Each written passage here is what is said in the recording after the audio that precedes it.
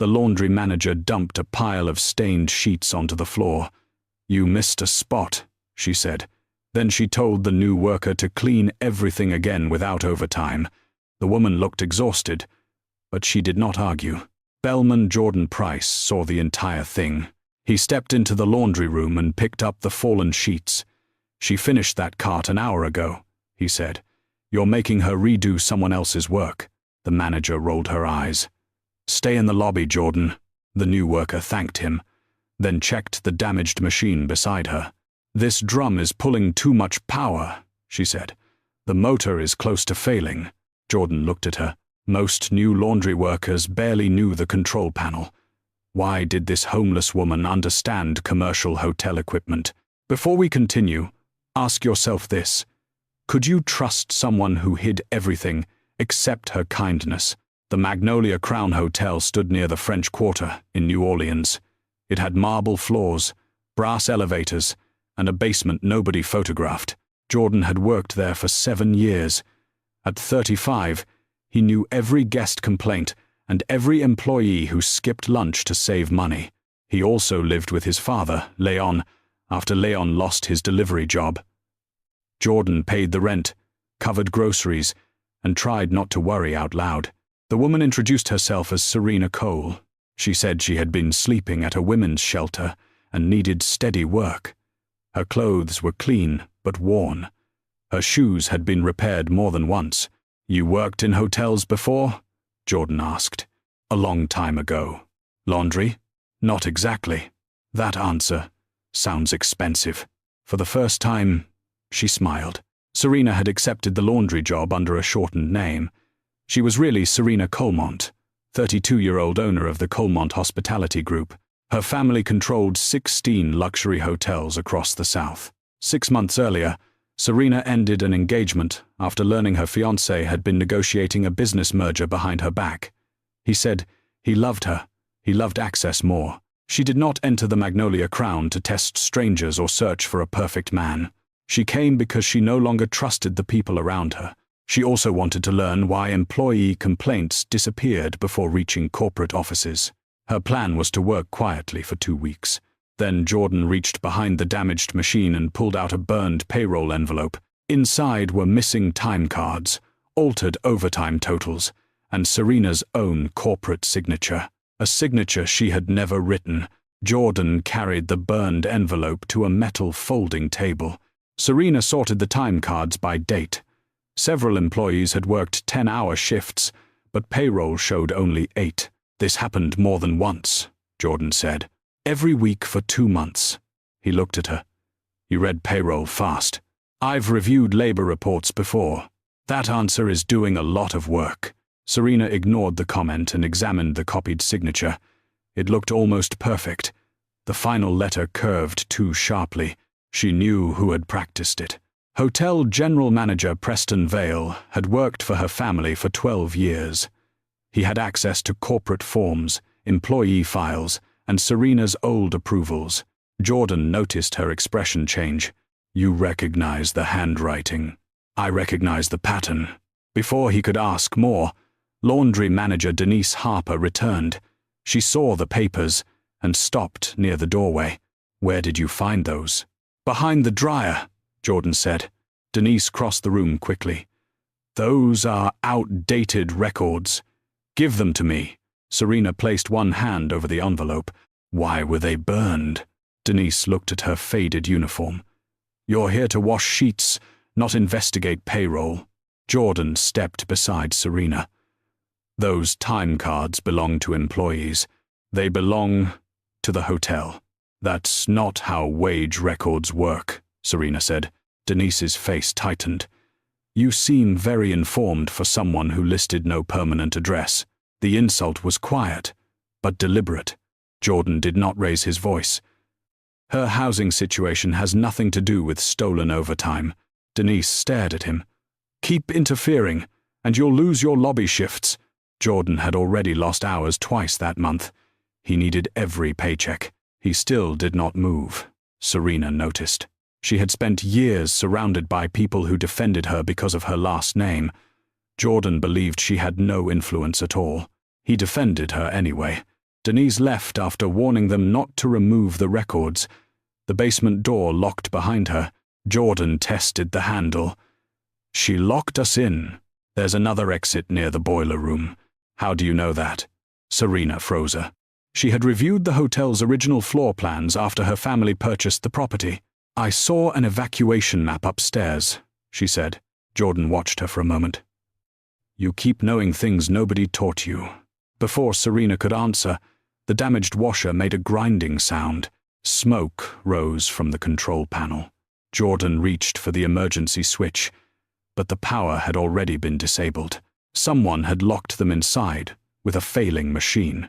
Jordan grabbed a fire extinguisher from the wall. Stay behind me, he said. Serena moved toward the washer instead. The motor is overheating. If the belt catches, the whole control box could ignite. You know that for sure. Yes. Jordan did not ask how. He pulled the extinguisher pin while Serena searched beneath the folding table.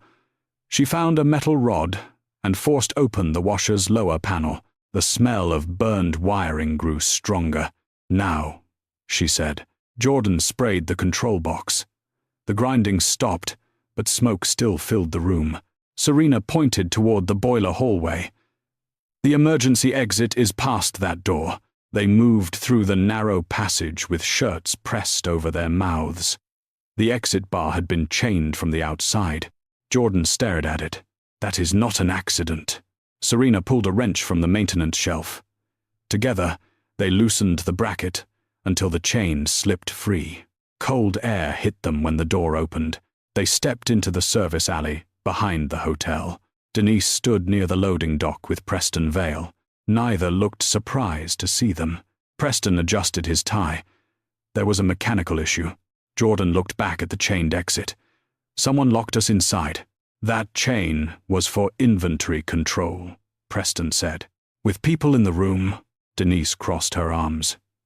You should not have touched restricted records. Serena held up the burned envelope. These are payroll records, not restricted inventory. Preston's eyes settled on her face. For one brief moment, recognition appeared, then it vanished. You're new here, he said. Do not confuse curiosity with authority. Serena felt the old anger return. She had heard that tone in boardrooms. Men used it when they assumed power belonged to them. Jordan stepped closer to Preston. She nearly got hurt because someone locked that door. Preston looked at him. You are a bellman. Stay in your lane. My lane includes keeping people alive. A delivery driver nearby turned toward them. 2 kitchen workers stopped unloading boxes. Preston noticed the attention. He lowered his voice. Give me the envelope. Jordan looked at Serena. She shook her head. No, she said. Preston's expression changed. Then both of you are suspended. Jordan gave a dry laugh. For surviving. For insubordination. Serena studied Preston carefully. You signed those overtime corrections, she said. Allah. He went still. Then he smiled. You should be very careful what you accuse people of, Miss Cole. Serena had never told him that name. Jordan heard it too. Before either could respond, a black town car pulled into the alley. A woman stepped out, carrying a leather folder. Serena recognized her immediately. It was Olivia Grant, Chief Legal Counsel for Colemont Hospitality, and she was walking straight toward them. Olivia Grant crossed the alley without looking at Preston. Miss Colemont, she said, your board meeting starts in 40 minutes. Jordan turned toward Serena. Colemont? He asked. Preston's face lost all color. Olivia stopped when she noticed the burned envelope, the extinguisher dust, and the chained exit. What happened here? Serena kept her eyes on Jordan. I need a minute. Jordan looked at the town car, then at her worn uniform. You own this hotel?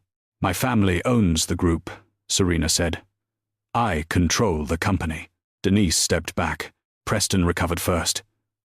This is a misunderstanding. Miss Colemont entered the hotel without informing management. Serena faced him. I entered because employee complaints kept disappearing. You had no authority to interfere with daily operations. Olivia opened the leather folder. She has full authority. Jordan laughed once, but there was no humor in it. So the homeless laundry worker was the billionaire owner. Serena flinched at the words. I was staying at the shelter. You could have left whenever you wanted. Yes.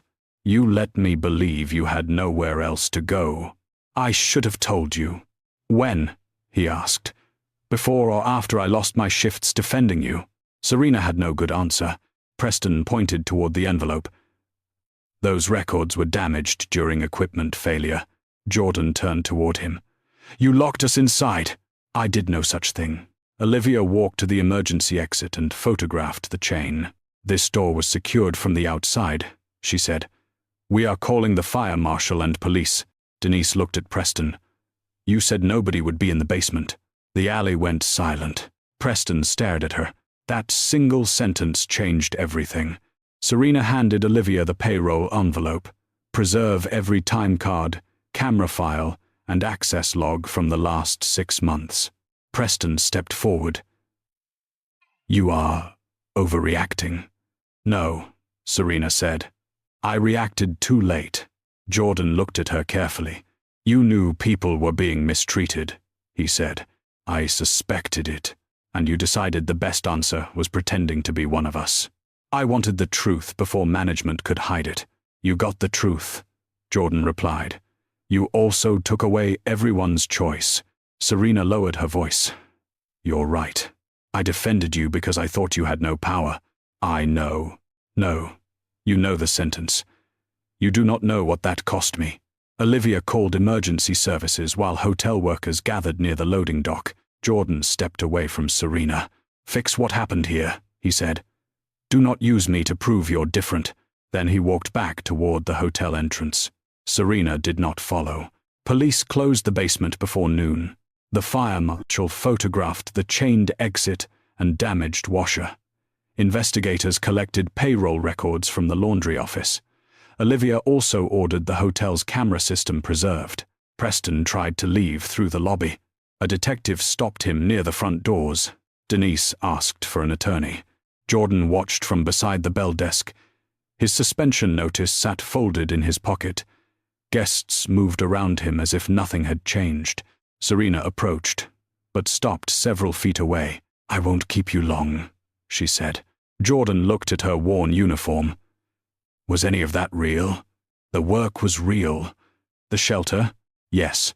The woman who said she had nowhere else to go. Serena took a breath. I had places I could return to. I did not feel safe in any of them. That is not the same as being homeless. No. You knew I was covering my father's bills. You knew losing shifts could hurt us. Yes. And you still let me step between you and management. I was afraid the truth would change how you treated me. Jordan's expression tightened. So you wanted honesty from me while giving none back. You're right. She did not reach for him. She did not mention money, lawyers, or the board. My reasons do not excuse what I did, Serena said. I had power over your job while pretending I did not. That was wrong. Jordan looked toward the basement doors. I cared about the woman I met down there. She was real. Not all of her. Serena lowered her eyes. No. Olivia approached with a folder. The initial review found altered overtime records for 23 employees, she said. Several workers were denied breaks and threatened with termination. Jordan turned towards Serena. What happens now? Everyone receives full back pay, Serena said. An outside firm will calculate it. No employee will need my approval. And Preston? Suspended. Denise too. The police will decide whether charges apply. Jordan nodded once. That fixes wages, he said. It does not fix trust. I know. No calls to my house. No gifts. No special promotion. You have my word. He gave her a tired look. Your word is what I'm having trouble with. Serena accepted that without flinching. Jordan removed his hotel badge and placed it on the desk. I'm going home, he said. Your suspension will be reviewed independently. That is fine. He picked up his coat. Fix this hotel because the workers deserve it, he said. Not because you want me back. Serena nodded. I will. Jordan walked away. This time, she let him leave. Jordan spent the next morning at home with Leon. His father sat at the kitchen table, reading the suspension letter. A half-finished cup of coffee rested near his elbow. "They offered full back pay," Leon said. "They haven't offered anything yet. They will." Jordan opened a job site on his phone. "I'm not waiting around for Serena to fix my life." Leon looked at him. "You mean Miss Colemont?" "I mean the woman who lied to me. That too." Jordan scrolled through hotel listings, but none paid enough. Rent was due soon. Leon's unemployment benefits had already ended. Across town, Serena met with Colemont's board. Several directors wanted Preston blamed publicly, and the investigation closed fast. They argued that the hotel's reputation mattered more than internal details. Serena refused.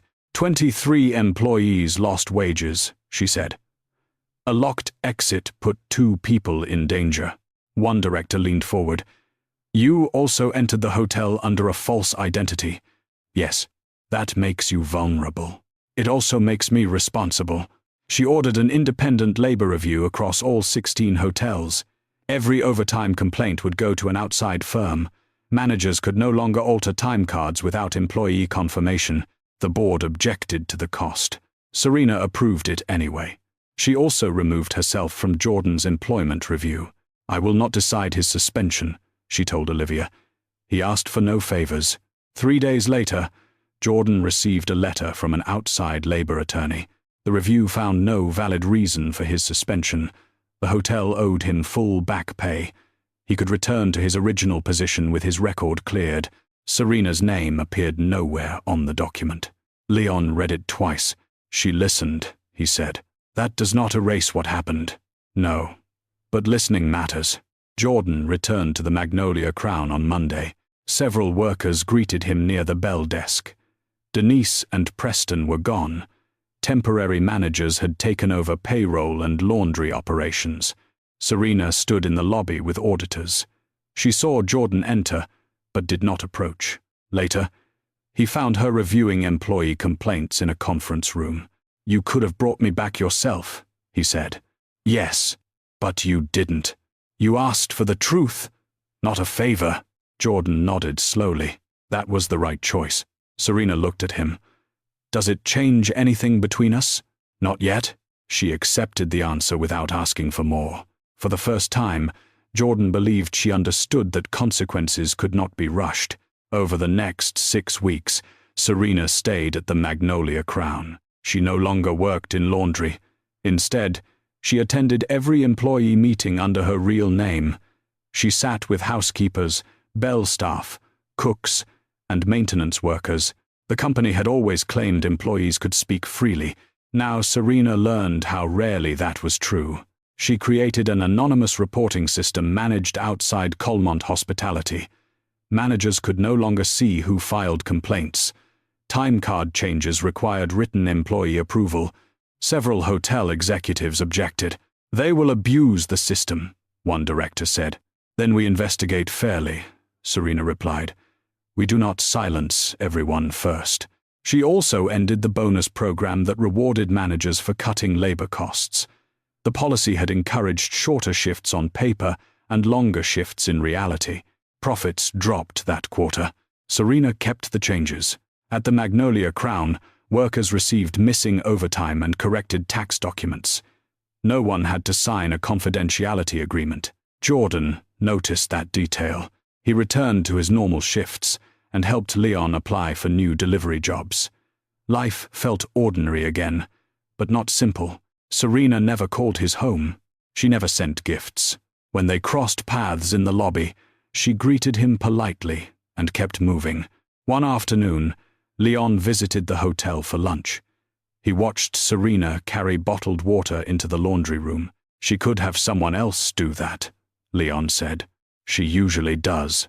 "And today?" "Today she didn't." Leon looked at his son. "You are working very hard not to notice her." Jordan adjusted a luggage cart. "I notice everything. It's my job."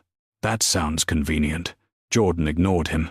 A week later, Serena attended an employee council meeting in the basement. Laundry workers asked for better ventilation, scheduled breaks, and safer machines. She approved the urgent repairs. Then one worker asked for a private dining room during night shifts. Serena shook her head. That should not be private. Every employee deserves a real break space. The room stayed quiet. Jordan stood near the doorway and listened. She was no longer trying to look humble. She was simply using power differently. After the meeting, Serena passed him in the hall. "You heard everything," she said. "I did. Any objections?" "One." She waited. "You still skip lunch." A small smile appeared. "That is not company policy. No, it's bad judgment." For the first time in weeks, the tension between them softened.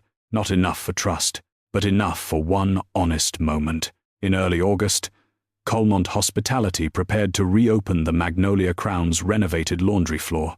The company planned a charity gala for the same night.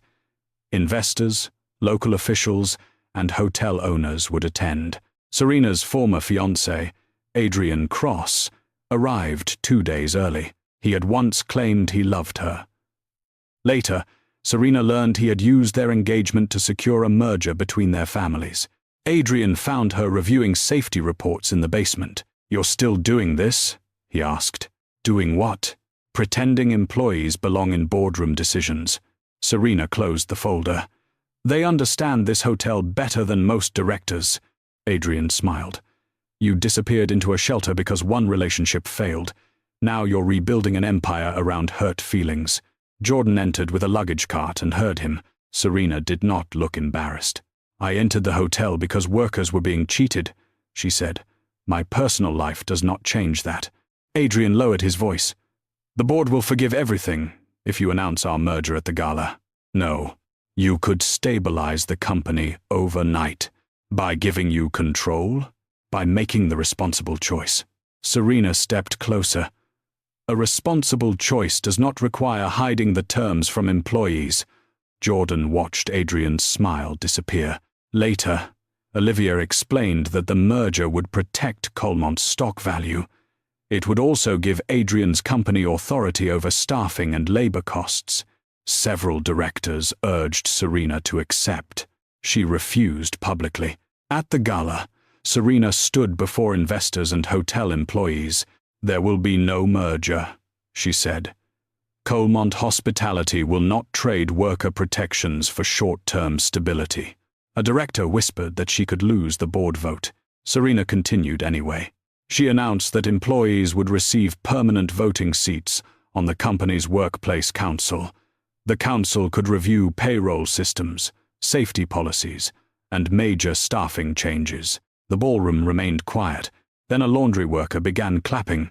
Others joined her. Jordan did not. He watched Serena carefully instead. After the speech, Adrian confronted him near the service hallway. "She played poor until someone kind fell for her," Adrian said. "You really think you were different?" Jordan's jaw tightened. Serena arrived before he answered. "He was different," she said. "He treated me with dignity when he believed I had nothing."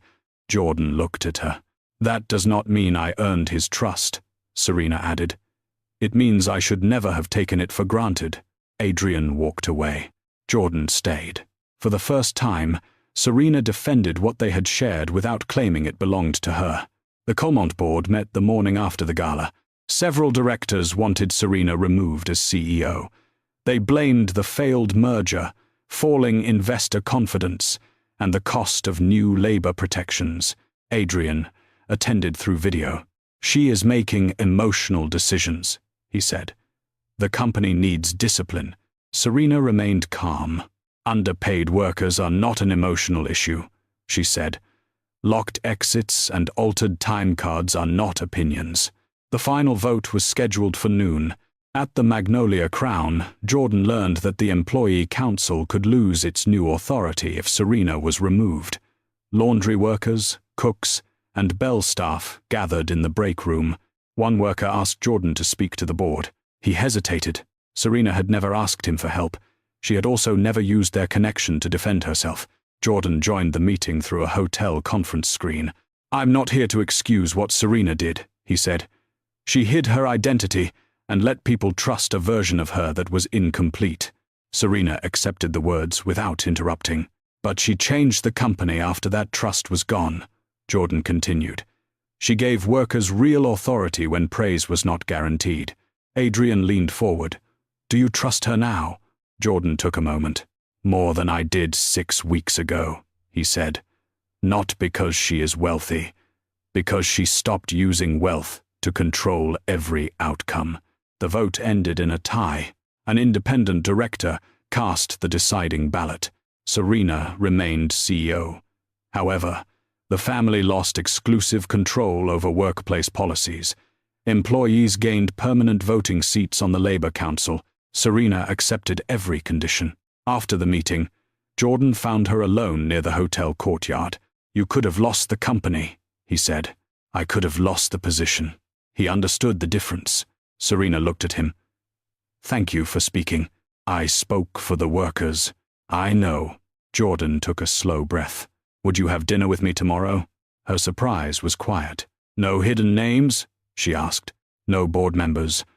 No former fiancés. One honest dinner. One honest dinner.